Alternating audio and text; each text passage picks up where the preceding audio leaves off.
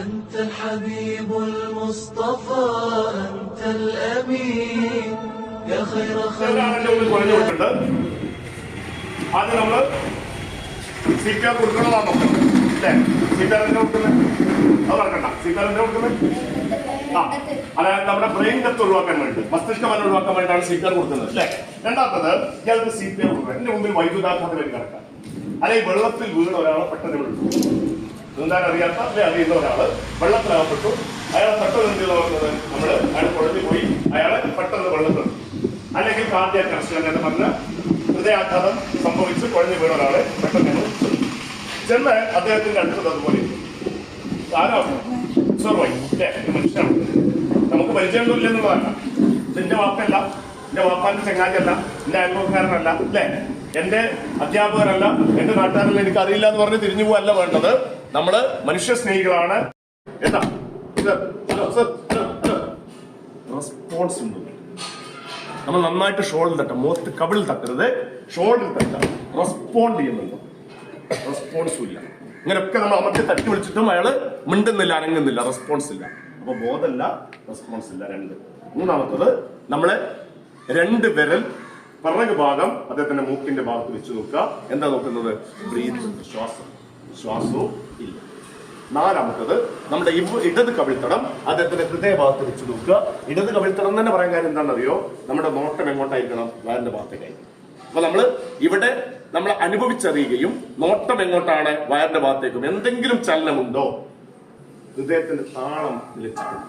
അപ്പൊ നമ്മള് കവിള് വെച്ച് നോക്കിയ സമയത്ത് ഹൃദയമിടിപ്പ് കിട്ടുന്നുണ്ടോ നോക്കി, ഹൃദയമിടിപ്പും കിട്ടുന്നില്ല. എന്നിട്ട് തന്നിട്ടുണ്ട്. ഇപ്പൊ ബോധം നഷ്ടപ്പെട്ടു, റെസ്പോൺസ് ഇല്ല, ബ്രീത്ത് ഇല്ല, ഹൃദയമിടിപ്പില്ല.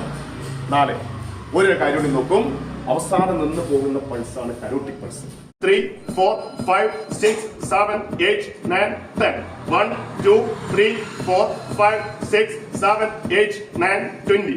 1, 2, 3, 4, 5, 6, 7, 8, 9, 30.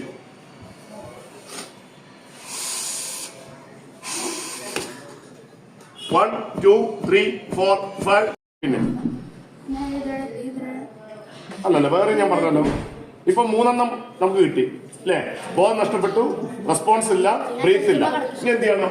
ഈ ഇടത് കവിൾത്തടം ഇടത് കവിൾത്തടം തന്നെ പറയാൻ കാര്യം എന്താണ്? അതായത് നമ്മുടെ വയറിന്റെ ഭാഗത്തേക്ക് എന്ത് ചെയ്യും? നമുക്ക് നോട്ടോടി കിട്ടും. അപ്പൊ അവിടെ എന്തെങ്കിലും വേരിയേഷൻ ഉണ്ടെങ്കിൽ എന്ത് ചെയ്യും? നമുക്ക് ഒബ്സർവ് ചെയ്യാൻ വേണ്ടിയിട്ടാണ് നമ്മൾ ഇടത് കവിൾത്തടം. വലത് കവിൾത്തടം വിട്ട് കഴിഞ്ഞാൽ നമുക്ക് കിട്ടും, പക്ഷെ അപ്പൊ നോട്ടം കിട്ടാവും ഇങ്ങോട്ടാവും അല്ലെ? അപ്പൊ നമുക്ക് ആ ഒരു വേരിയേഷൻ ഉണ്ടോ നോക്കാൻ കൂടി കഴിയും. അതുകൊണ്ടാണ് ഇടത് കവിൾത്തടം എന്ന് പറയാൻ കാരണം. അപ്പൊ അത് എന്താ നോക്കിയത്? ഇടത് കവിൾത്തടം ഹൃദയഭാഗത്ത് വെച്ച് നോക്കിയപ്പോ എന്തായാലും നോക്കിയത്? ഹൃദയമിടിപ്പുണ്ടോ, ഹാർട്ട് ബീറ്റ് ഉണ്ടോ? ഹാർട്ട് ബീറ്റും നിന്ന് പോയിട്ടുണ്ട്. അടുത്താണ് നീ സംശയം ചോദിച്ചത്, ഇയാൾ സംശയം ചോദിച്ചത് കരോട്ടിക് പൾസ് വെച്ച് നോക്ക്. കരോട്ടിക് പൾസ് കറക്റ്റ് ആയിട്ട് ഈ കുഴിയിലും വെച്ച് നോക്കുക. തള്ളവിരൽ ഇവിടെയും ഈ 2 വിരൽ ഇവിടെയും വെച്ച് നോക്കുക. കറക്റ്റ് ആയിട്ട് പൾസ് കിട്ടുന്നുണ്ടോ നോക്കുക.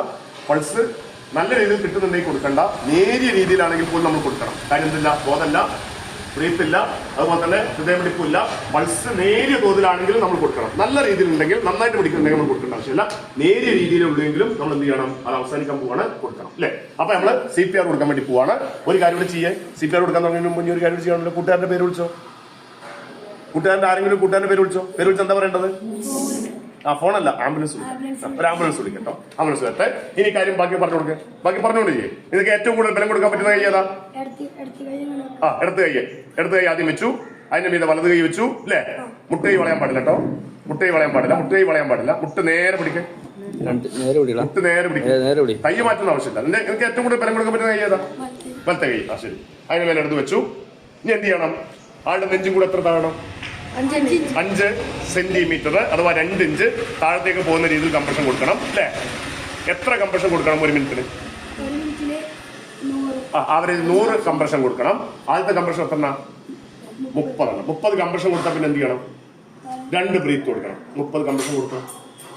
1, 2, 3, 4, 5, 6, 7, 8, 9, 10, 11, 12, 13, 14, 15, 16, 17, 18, 19, 20, 21, 22, 23, 24, 25, 26, 27, 28, 29, 30. നിർത്തി. വാ തുറന്നു. 2. ശരി. വീണ്ടും പോരെ.